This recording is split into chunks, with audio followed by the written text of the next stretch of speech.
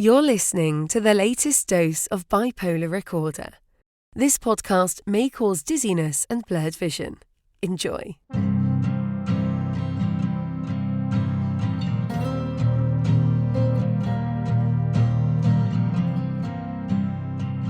Welcome back to Bipolar Recorder. This is Hunter Keegan, and today I am joined by a guest named Sarah Felix. Sarah is a former student athlete who went to Penn State University, my alma mater as well, and she wanted to share her story about living with bipolar as a student athlete and now as a mother, and how her symptoms progressed over the years, various anecdotes about her life that are related to living with mental illness and things like that. So it was a great conversation, and I hope you all enjoy it. One quick thing though, this episode does contain discussion about suicide, so if that is something that is uncomfortable for you, you may want to skip this one.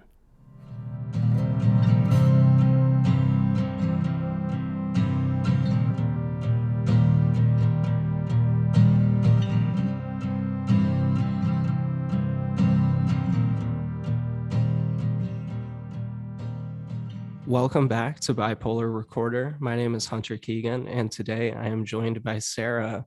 Sarah, how are you doing today? Good. Thank you so much for having me on. I'm super excited for this. Yeah, I'm excited too. I know we had been trying to get you on for a couple of weeks, and I'm glad it finally came together. So I always like to start by asking some really basic background questions. And the first question is, what is your formal diagnosis? So my formal diagnosis is rapid cycling bipolar disorder type 1 with mixed features. I was misdiagnosed at 17 with anxiety though. Okay. So do you want to talk about what the rapid cycling component of that means? Because some people might not be familiar with that type of category. Yeah, absolutely. So rapid cycling means you have 4 or more episodes of either mania or depression within a year span. So if you have more than 2 depressive episodes and 3 manic episodes, just for instance, that would be considered rapid cycling. That absolutely nails it. I was just going through the DSM-5 the other day, and I think you got that pretty much word for word. So congratulations. Oh, thanks. I also wanted to ask you, how old were you when you were formally diagnosed? Because I know you said you were misdiagnosed when you were 17. When did the proper diagnosis come about? So I was actually properly diagnosed at 19, and that's been sticking with me for the last 6 years. So we finally got it right, but I was lucky enough to get it somewhat early into adulthood, my formal diagnosis. Yeah. And you know, that like 19 to 21-year-old age range is kind of when bipolar starts really manifesting for a lot of people. Not for everybody, but for a lot of people, that's when those symptoms start coming into play. What brought about that diagnosis? What was going on that brought you back into therapy or with seeing a psychiatrist? So can I kind of go way to the beginning, because it's kind of a trailing long Sure. list of events? Absolutely. Let's go back to the very beginning. Okay, awesome. So in high school, I was a pretty mellow kid. Super mellow, easygoing. I didn't like conflict. If I was given conflict, I would just go cry in a corner. I was super easygoing. But around 15, 16, kind of noticing symptoms looking back that were major red flags. For instance, I would get like super sad and irritable periods of time. So that was kind of the depression kicking in. And then around 16 was the extreme bouts of energy of pulling all-nighters, doing school, or just super excited. And then one summer, for some reason, still don't know to this day why, I really wanted to graduate high school early. And I thought I could finish an entire school year over a summer. And I would stay up all night, really hyper focused. And I finished my junior year of high school within about a 5-week span of time. That's so impressive. It was, and that's what everyone describes it as. But Impressive, but looking concerning at the same time, right? exactly, yeah, and I'm like looking back, I was like, why was that never, noticed like by the adults, like maybe a little too impressive, or wow, something was not right. Did So fast, people did people oh, go think ahead. of you as just kind of like being an overachiever or something like that? Yeah, that's what everyone described me as. They're like, oh, you're super motivated. You have such a strong work ethic. That's really going to help you in college and your career. And at that time, I was like, oh wow, that's awesome. I'm going to keep doing that. But I didn't realize, no, that's not being impressive. That's mental illness. So yeah. Well, And then there's a lot of ways it can manifest, right? And sometimes mania or hypomania can start off as being really, really productive because you're getting so much done, you've got so much energy, et cetera, et cetera. But then it kind of comes crashing down, right? yeah, and the thing is, mine didn't come crashing down immediately. It didn't until I hit about 18, like just 18, almost 19. So when I did my summer, finishing my junior year within 5 weeks, 6 weeks, I then had my senior year. And again, it was like the bouts of depression kind of came up, but also that super motivated studying for the SATs over like a week's time. Mm-hmm. That kind of thing. But again, it wasn't too obvious because it wasn't disrupting, quote unquote, my life yet. So no one really thought this was an issue. So I went to college 3 weeks after I turned 17, which looking back, I was like, oh my gosh, I was a child. Yeah, that's really young.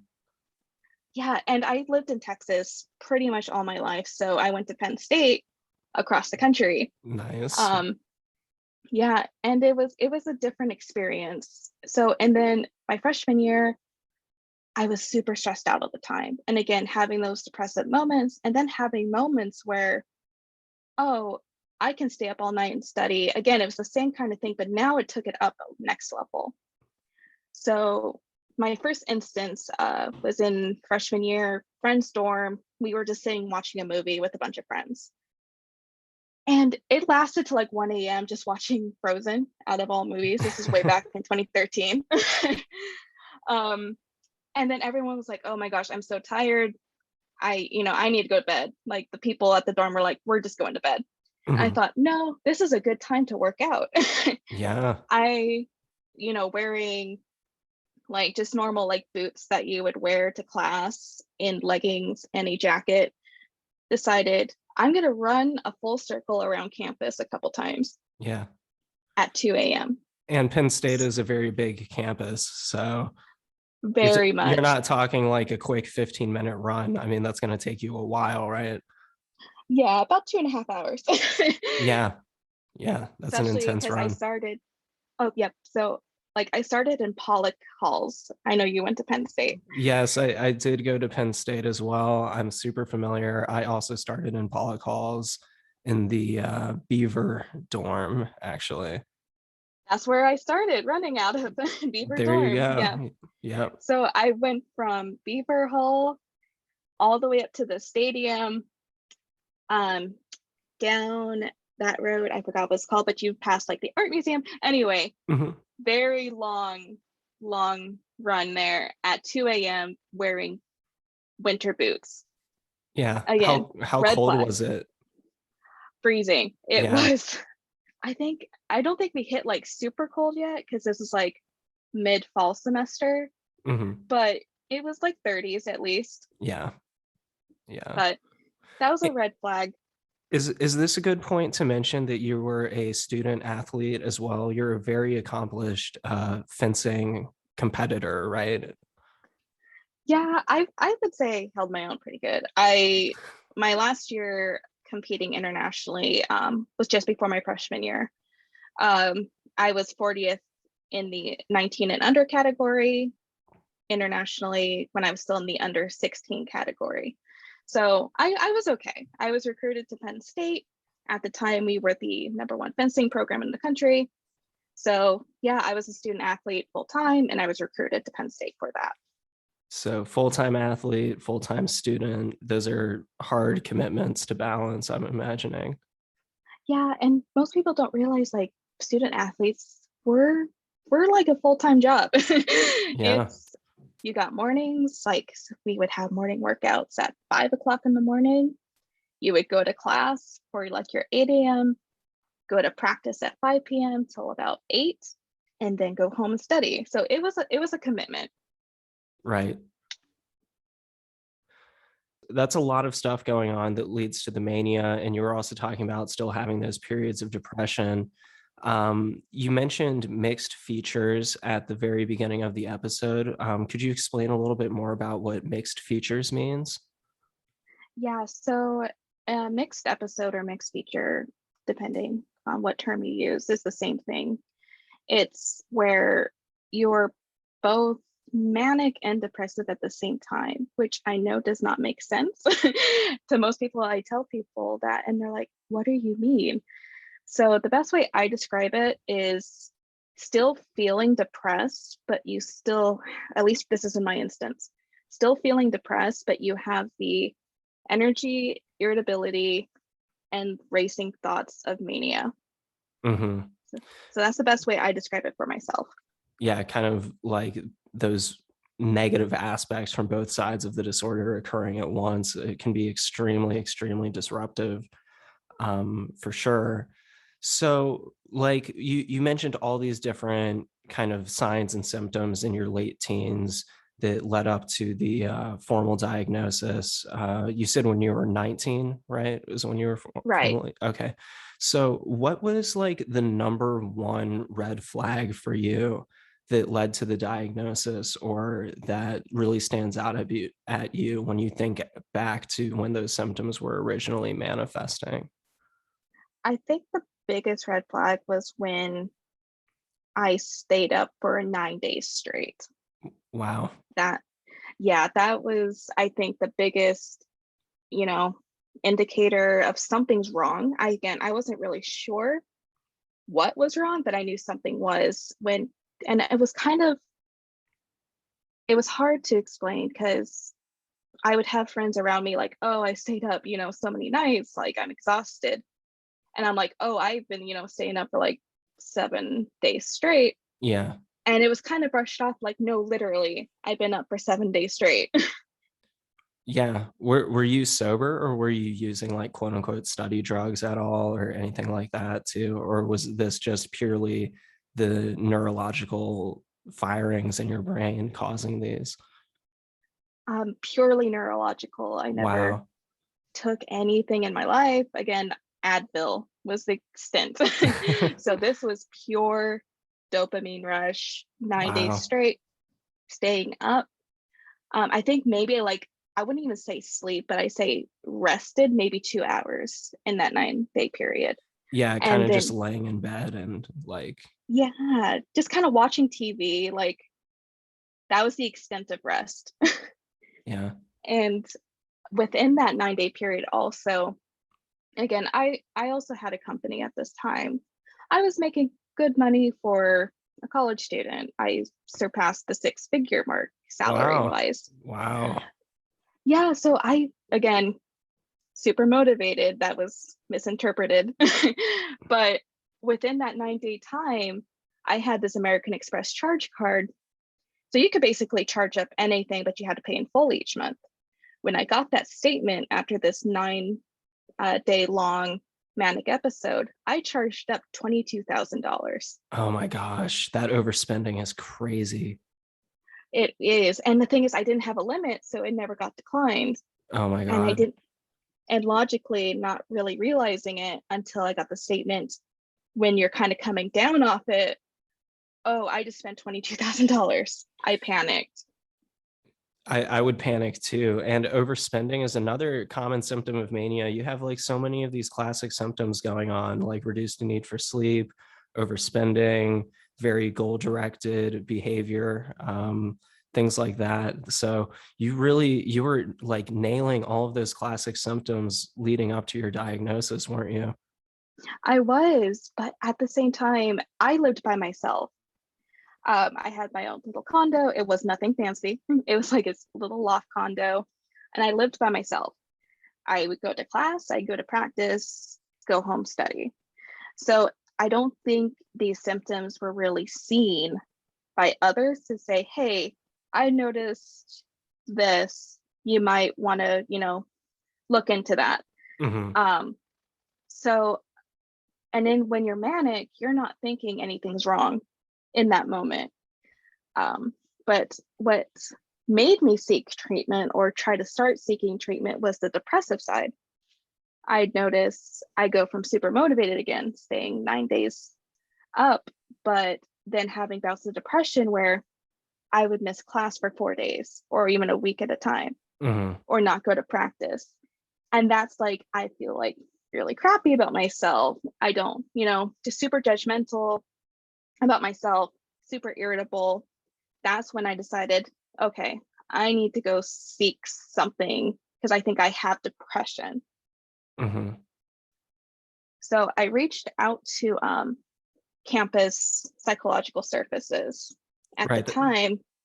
Which is a program that Penn State offers to students who have mental health concerns on campus. It's called CAPS, I believe, if Yep, I'm remembering correctly.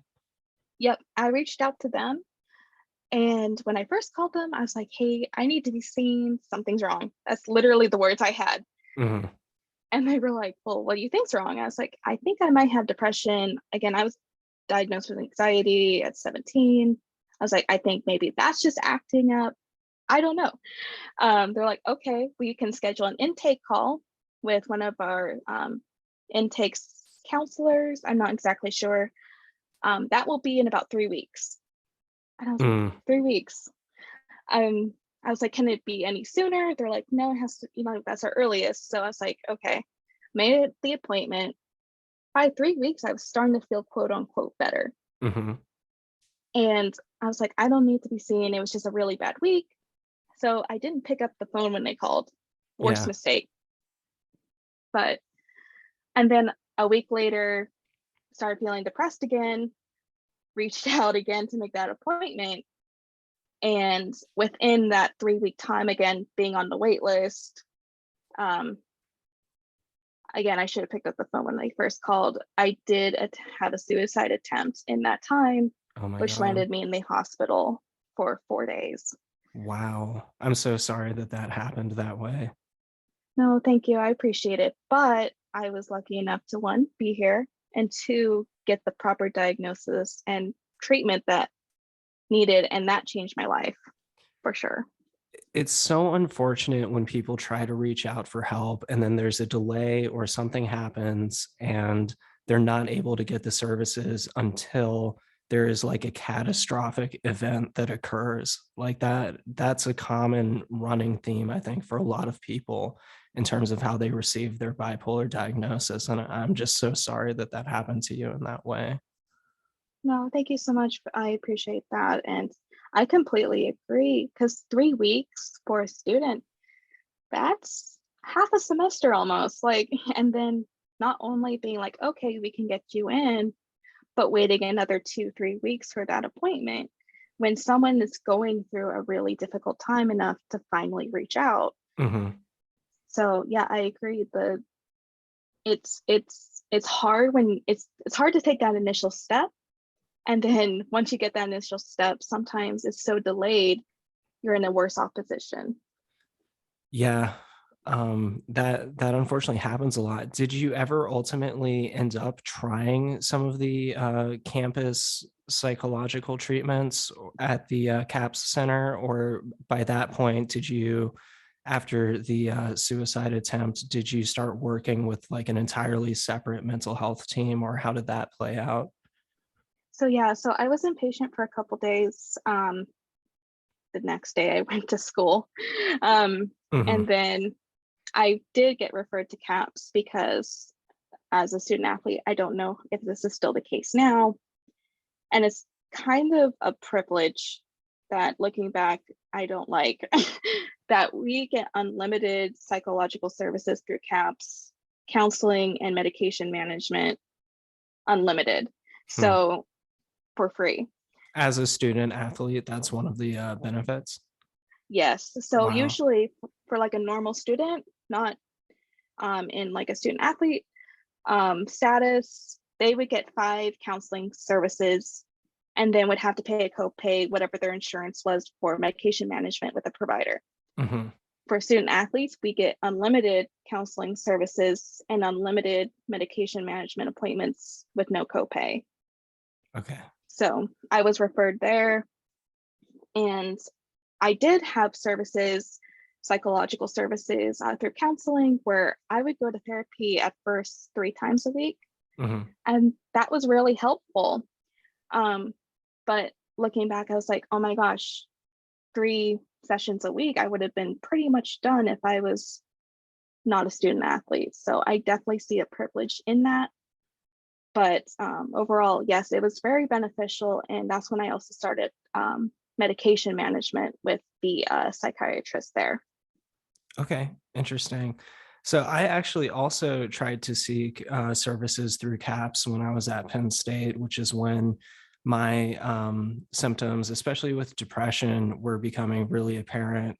And I was not a student athlete, but I did eventually get involved with their services. And I saw a counselor there a couple of times, but 5 times for someone with serious mental illness is like not enough times to be able to get proper intervention. And the other thing with the counselor who I was seeing, she actually was a grad student who was still in the process of doing, like, I guess, they record their sessions on camera so they Oh, can yeah. become like assessed on them and stuff. And it was just so uncomfortable because this woman didn't really know what she was doing. She was still learning. She wasn't equipped to be handling someone with like major depressive disorder, is what we thought it was at the time. And then it evolved into bipolar disorder. So my own attempts at seeking treatment there were actually really frustrating. But I'm glad that they worked out for you well. And you use the word privilege, but I don't know if I would call it a privilege. I mean, you're there on scholarship, you're closely involved with the university. So I don't necessarily know if I would use the word privilege, but I'm really, really glad that you were able to get those types of support that you needed at the time. Yeah, I was so sorry that happened to you. Like, I know exactly what you're talking about. I remember there were some counselors there that were grad students, and I've heard from someone saying that they had to like recruit more grad students there because there was such a shortage in providers.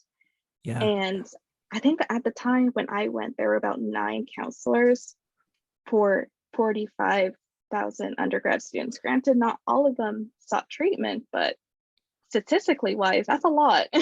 Yeah, Penn State has a population of around 45,000 students. It's basically its own little city in of itself, and then it's surrounded by a larger town called State College, Pennsylvania.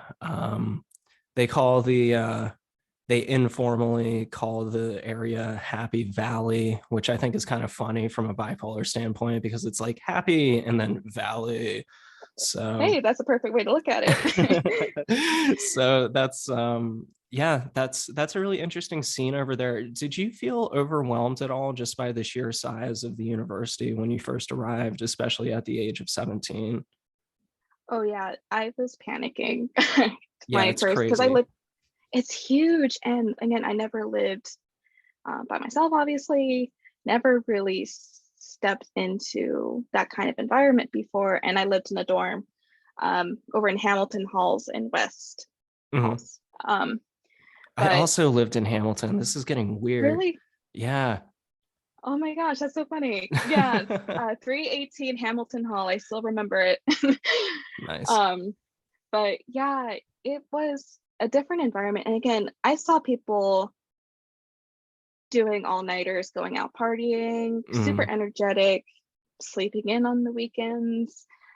No one really talked about mental health though. So I was looking at that as thinking that's normal. That's, staying up all night, doing all-nighters, partying, super loud. That's normal. Mhm. And for most people, it's normal. But from a mental health issues, when I started seeing like real symptoms, I was having a hard time understanding the difference between what's a normal college student and what's unhealthy. Yeah, absolutely. I couldn't agree with you more. It's so hard to tell when you're in that strange, unique culture where like partying is a normal part of the day-to-day routine for a lot of students. And you're too young, you're on your own for the first time. So you're kind of still discovering yourself and kind of learning your own personality and ways of doing things. And it's so easy for mental health symptoms to be harder to identify because of that. Right, exactly. And it took me years to really, obviously, I went to college at 17. I wasn't diagnosed until 19. It took me a few years to really understand this isn't just being super motivated, and this is not just anxiety where I'm just super stressed out. I'm going into deep depression.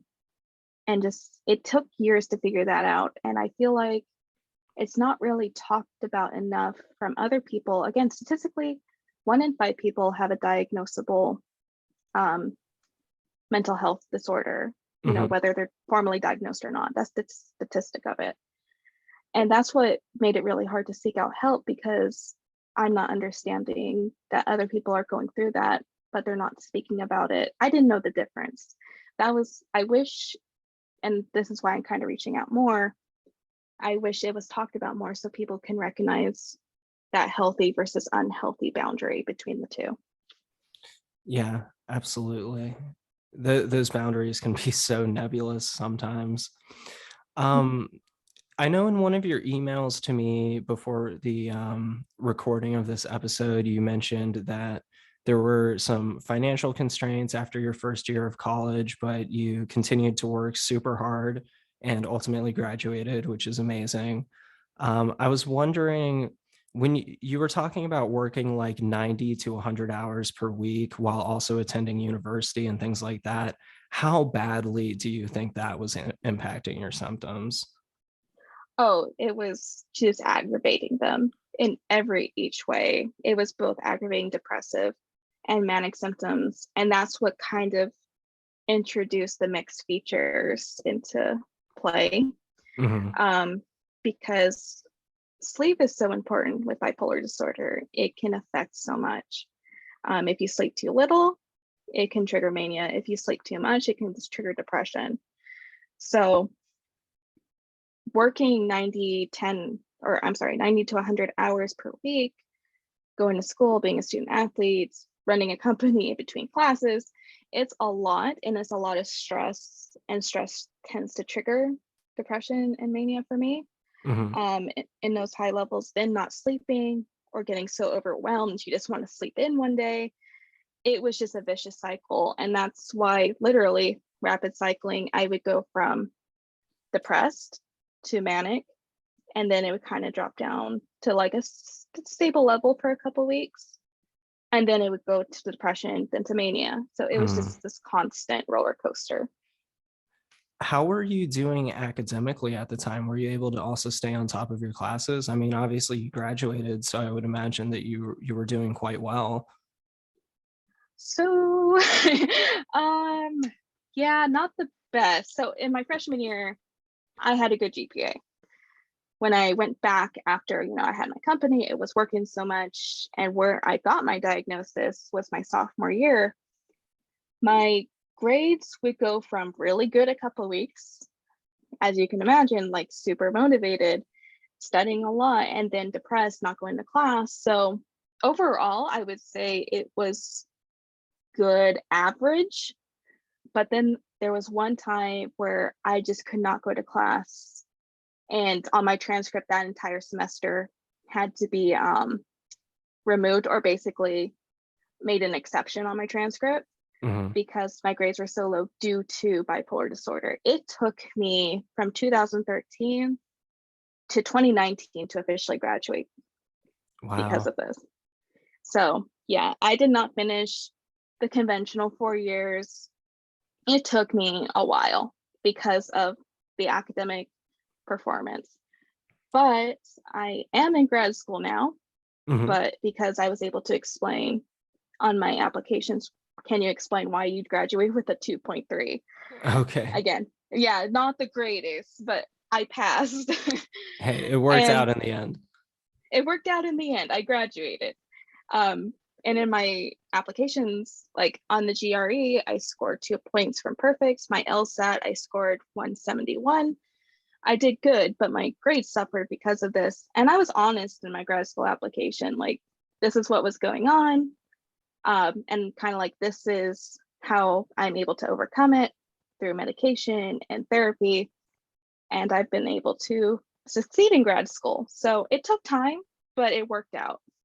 That's great. And I know in one interview I read that you did with, I guess, a newspaper or a magazine a while ago, you mentioned that you originally wanted to go to school to study to become a psychiatrist. What made you decide to focus on more of a legal route instead? Pretty ironic, isn't it? Yeah, in high school, I loved the brain science, how the brain worked.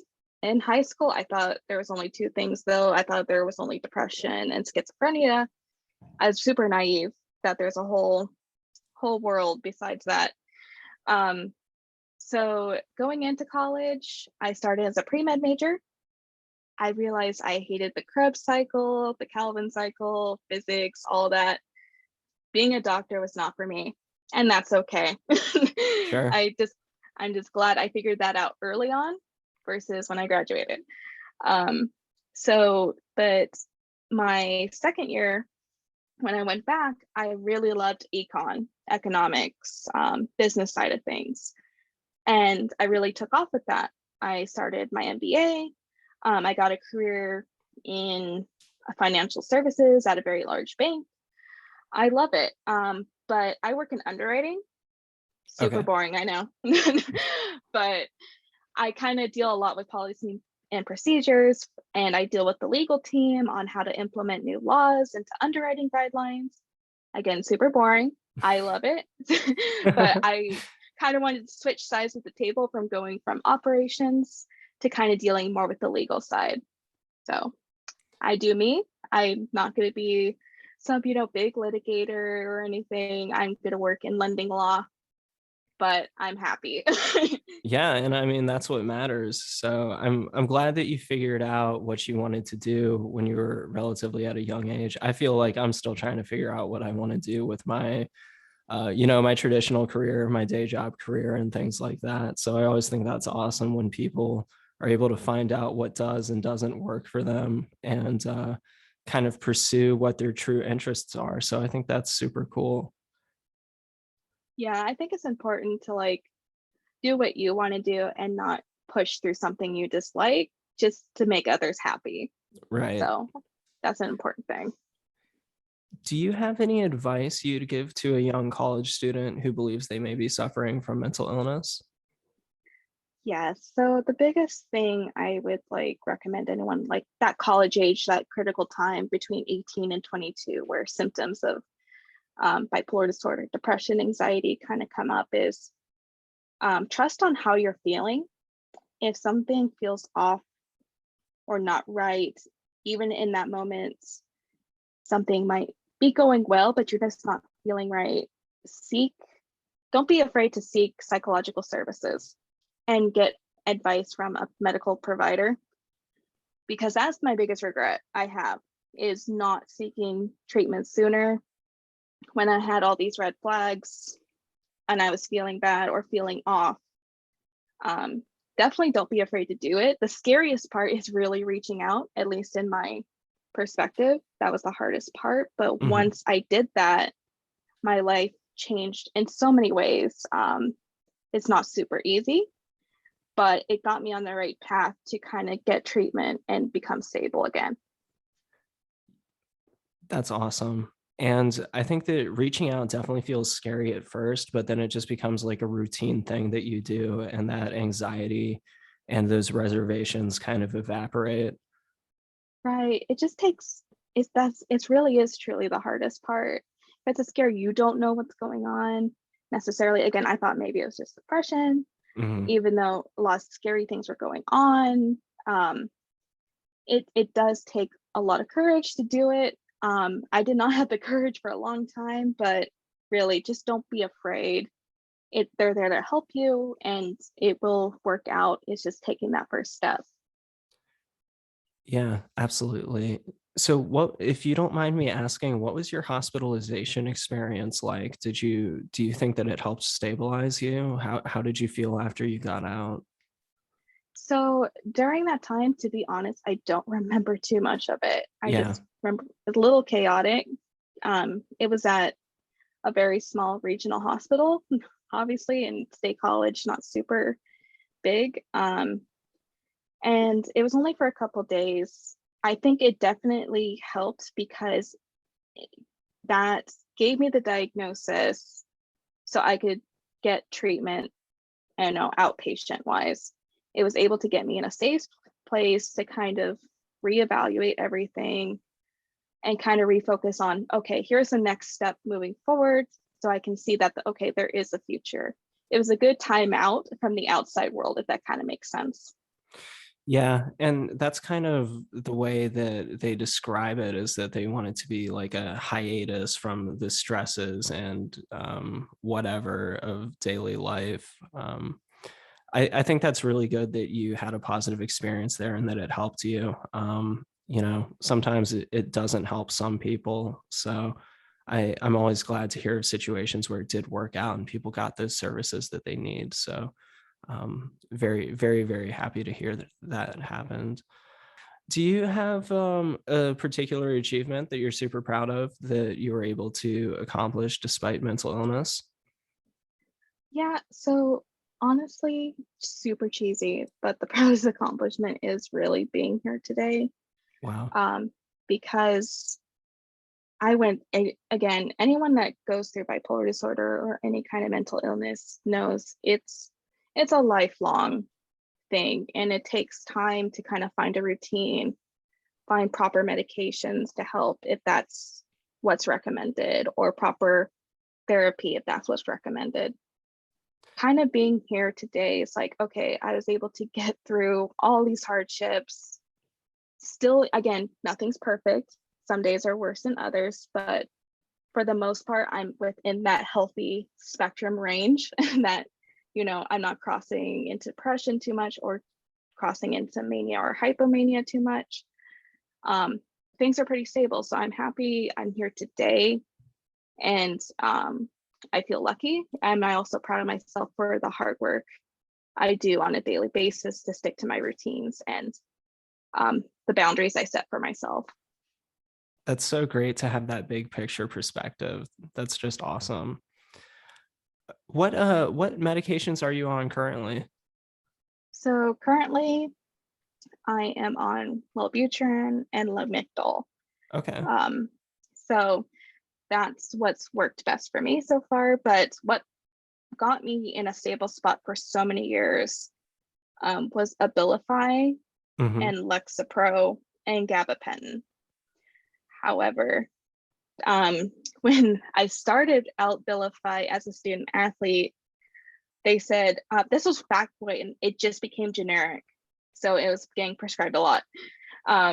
They said, oh, it won't cause weight gain. This is probably the best thing. If you're a student athlete, it doesn't cause sedation. It did all those things. Mm-hmm. But at least it got me stable, and that was the most important. But it did end my career as a student athlete because, yeah, I started that spring of 2016, and by 1 year later, 1.5 years later, it was like a 60-pound weight gain by Mm-hmm. eating less than what I originally had. Yeah. Yeah. Weight gain That is was a common side effect of Abilify. with the gabapentin for sure. And it was a little sedating as well, but that got me stable. And I was able to, finish, my semester, have a family. I got married, focused on my career, had very stable income. It gave me a lot. It took away a little part of my life, which was fencing, which all I knew for a long time. But I'm still grateful that I was able to find a medication that worked to give me long-term benefits of stability. And I had my first child. Obviously, I had to go off medication cold turkey because of that. That was not a pleasant experience, honestly. Yeah. But after I had my children, they're like, I was like, I don't want to go on Abilify again. They're like, well, let's try. I had a super understanding provider. They're like, let's try something else. Wellbutrin and Lamictal has been a lifesaver for sure. I've had more energy, in a healthy way, and able to just live quote unquote normal life of just good days, bad days, go to work, and just be generally happy with life as it is. Fantastic. How long would you say you've been stable for? So I would say I just had my daughter somewhat recently. Pregnancy does affect bipolar symptoms, so especially postpartum and pregnancy wise, that is something women do face a lot. So after I had my daughter recently, I would say about, oh my gosh, it's so bad, 9 months ago. Yeah, so she's 8 months. I have 3 kids, so birthdays kind of get past me a little bit at this point. So 8 months, I would say she was born, and then I got in medicine almost immediately after because I was symptomatic. And then it took about a month for everything to kind of kick in, and so far everything has been good, knock on wood. I've been in that healthy spectrum range of mood, so that's great. Glad to hear that. Do you think that bipolar disorder potentially impacts like parenting styles, or do you have any concerns about it? Do you have anything that has helped balance those commitments with your mental disorder? Yes. So being a parent with bipolar disorder, there's a lot of stigma around it.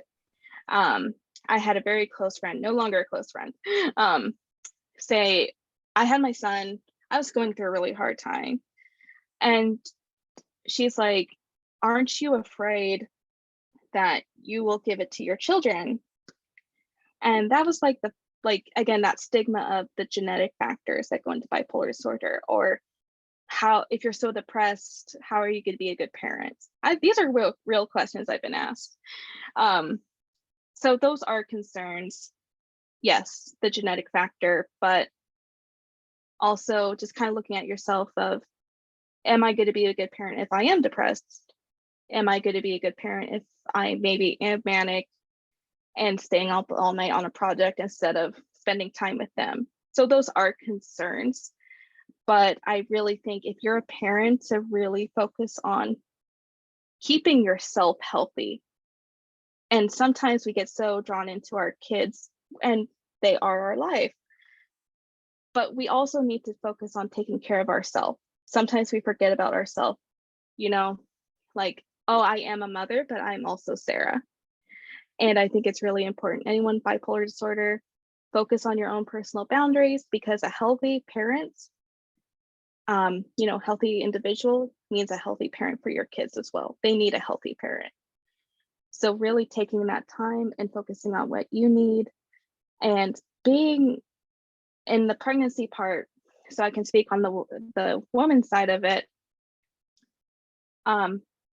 Being postpartum, you don't get sleep with a newborn. I'm just gonna say that triggers mania. So, and during the pregnancy part, super depressed, 9 months straight, super depressed. And then when you get lack of sleep with a newborn, that does trigger mania. And I had a very supportive partner, my husband, to really help whenever he could with the newborn in the middle of the night. But as a spouse, I can see how that's so hard, taking night shift, most of it.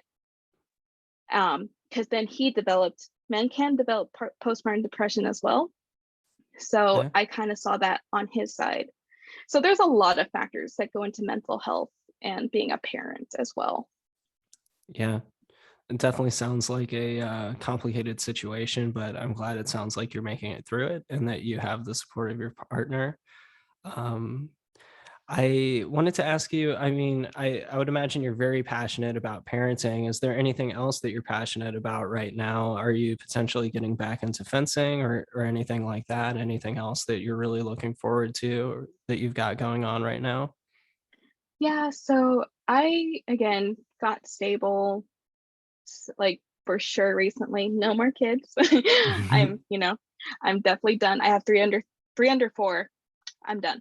But I kind of like once I got the stability, my career is going in a good spot. I'm in a good spot um with school. I got a routine down. I'm like, okay, I'm gonna go back into what I love to a point. So I still got a lot of work to do, but I have started getting back into fencing.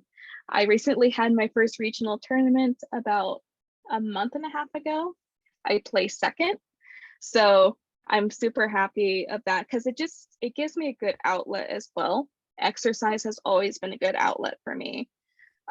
It keeps me moving when I'm depressed, and it has a good outlet. Maybe if I'm going into like hypomania where I need an outlet of that energy, it's overall been a healthy source for me.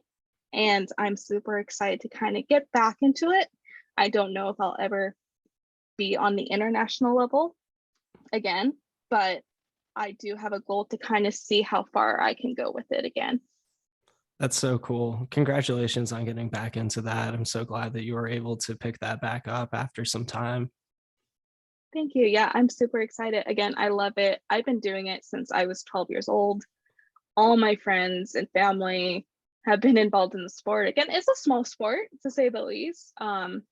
We see the same people all the time. When I went back to do my first regional tournament, I saw a bunch of people I've known for like 15 years. And it's just a great reunion. And it's been good for me. It's been really good to have that extra hobby for myself outside of, the normal day-to-day obligations that we have. Yeah. Well, let me ask you this as we're kind of winding down here. I just wanted to ask you, what are your overall impressions of Penn State? Because when I went there, I was in kind of a similar situation to you. I was starting to really experience bad depressive symptoms. And by the end of my final semester at Penn State, I actually graduated early. But I was experiencing pretty bad hypomania to the point that it spiraled completely out of control just a couple of weeks after I graduated. And when I think back to my time at Penn State, I think back to the fact that it was such a huge school, and I feel like I kind of slipped between the cracks for so long with my symptoms and with my mental health. And I often wonder if going to a smaller university would have maybe made those symptoms easier to have been caught earlier. Um, and then, of course, with the social scene being such a party scene and things like that, that definitely didn't help my mental health at all. Those are my thoughts on it. I was just curious what your takeaways were. Yeah, I'm so sorry like you felt that way. That's pretty a common occurrence that I've heard from others that went there as well. That they just kind of fell between the cracks. You have 44 or 45 when I went thousand undergrad students, at least when Mhm. I was there. I think it's roughly about the same, obviously, each year. It's a lot and it can be so overwhelming. And is a very, very hard party scene. Again, anyone you do you, that's fine. Um, and I think again, it's coming back to that what is normal, what isn't. Everything kind of being on level 10. It's just Mhm. super energetic. Everyone's, like happy, partying, doing their thing. I think a smaller university, it's a lot easier to see those abnormal. Again, bipolar disorder was explained to me as a spectrum. Mhm. Um, Once you cross into that unhealthy, disruptive side, either side, that's when you know you have a problem, quote unquote. Um, it's a lot easier in a smaller setting to see when someone has maybe crossed into that um, outside range of the spectrum, such as staying up for 9 days straight. that Yeah. that would be a lot more seen versus a class of 800 students, or having a large group of friends, maybe not necessarily seeing that every day. Yeah. So I do think a smaller university, it's a lot easier to kind of see that. And for instance, my husband, just to kind of put him in there, he went to a very small school, very small community college, for most of his undergrad. He's finishing up through a larger university online. But when he was at the smaller school, again, he deals with depression as well. And it was seen by teachers that like reached out like, hey, I noticed this or this, just letting you know these resources. So in a smaller setting, I do think it's a lot easier for yourself, your friends, and faculty to kind of recognize those abnormal psychological symptoms too. Yeah. Yeah.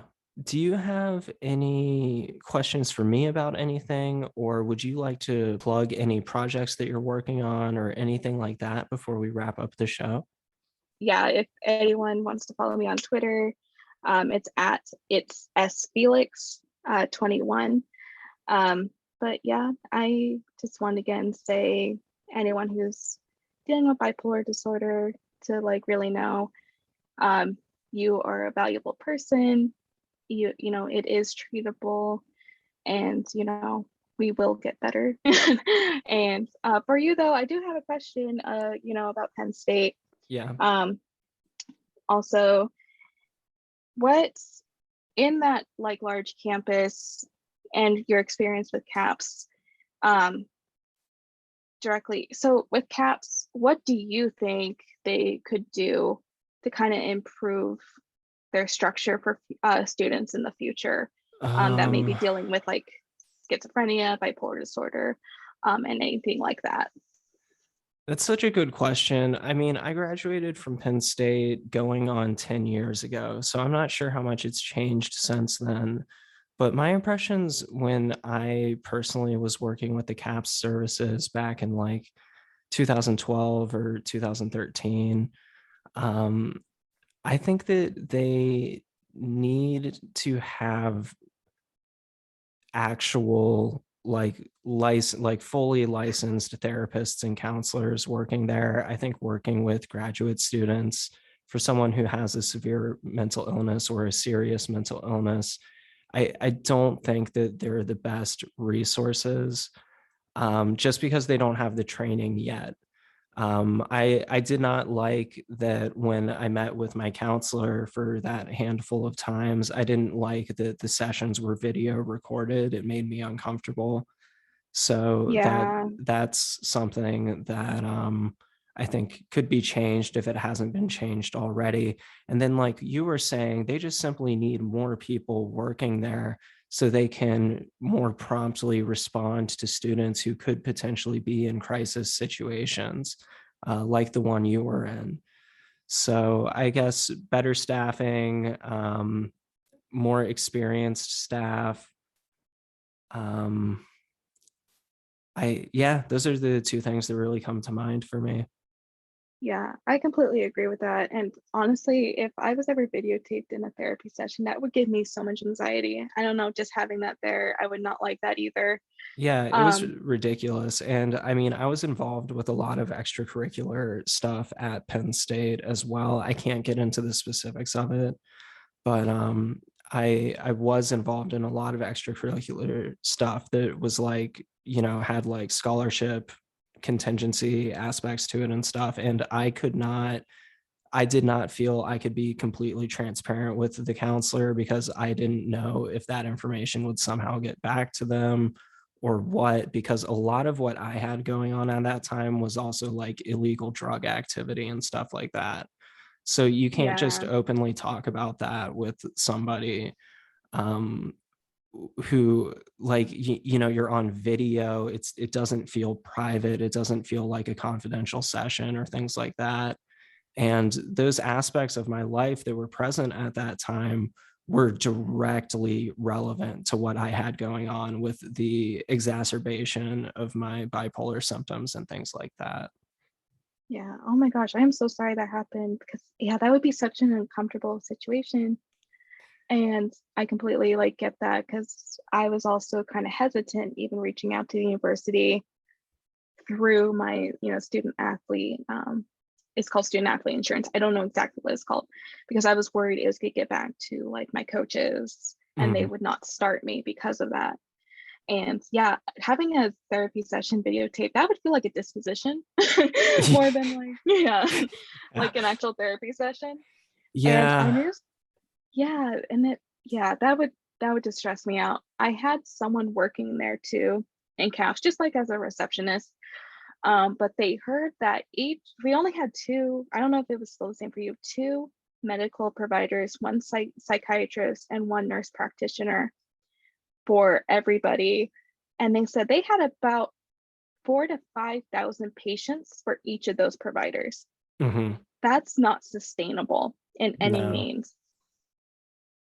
But I did hear that the class gifts for 2016 and 2020 donated more money to CAPS services so that they can maybe get more hopefully trained counselors and providers.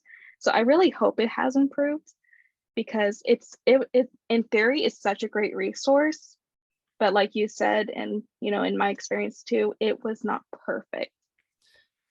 Yeah. And I mean, if there's like a single population that could really use, not the only population, but one of the populations that could really, really use access to mental health services, I think it is college students who are, 17 to 19 years old. They've got, that's like the prime time for when things like schizophrenia, bipolar, major depression, et cetera, start to become really prevalent for many people. And like, I mean, at a university with the amount of resources that Penn State has and things like that, I just can't see why there wouldn't be better services offered. Right, like two providers for 8,000 kids. Mm-hmm. That's a lot. Yeah. And yeah, and like you said, that is the prime time because it's a whole new world. You're kind of that should, or most of the time, is the first time someone is living on their own for the first time, dealing with very stressful, school mostly full time. Most of the students are full time. It's stressful as it is. And like I said, stress and major life changes for me, and I know it is for a lot of people, are major triggers for episodes. And that's why a lot of these symptoms kind of develop in that time range or Mm-hmm. that age range. So yeah, I agree. Penn State, I hope they really improved that Mm-hmm. theory because again, it's a great theory and it's a great resource, but it needs more funding and more attention for sure. Yeah. Couldn't have said it better myself. All right. Well, I will put your social media information into the episode description so people can find you if they'd like to keep up with, what you've been up to lately. And I just wanted to thank you so much for coming on today. I really appreciated it. And I think this was a great conversation. No, thank you so much. I appreciate it. I know, again, sorry. Life has been a little crazy, but this was a great conversation. I love talking to a fellow Penn Stater, and thank you so much for doing this. It's such an important thing for not only people with bipolar disorder, but for maybe family, friends, or just the general population to like hear, what this individual group of people go through and kind of get more understanding. I think it's important for people to understand what other human beings are going through, just so we can connect more with others and also be more of a listening ear. Definitely. Thank you for that. Thank you.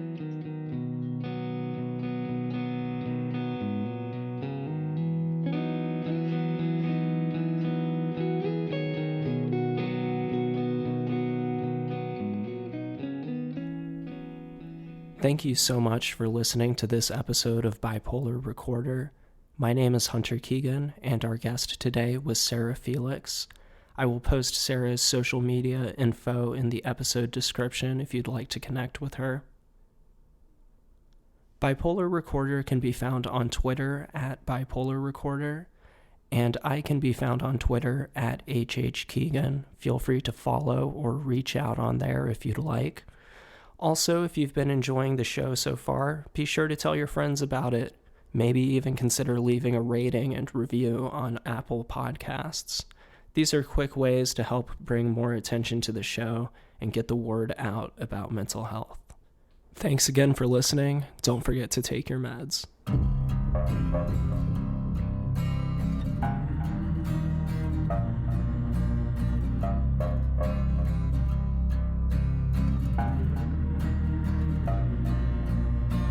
Bipolar Recorder is a listener-supported show. To help keep the show running, consider checking out our Patreon page or visiting bipolarrecorder.com.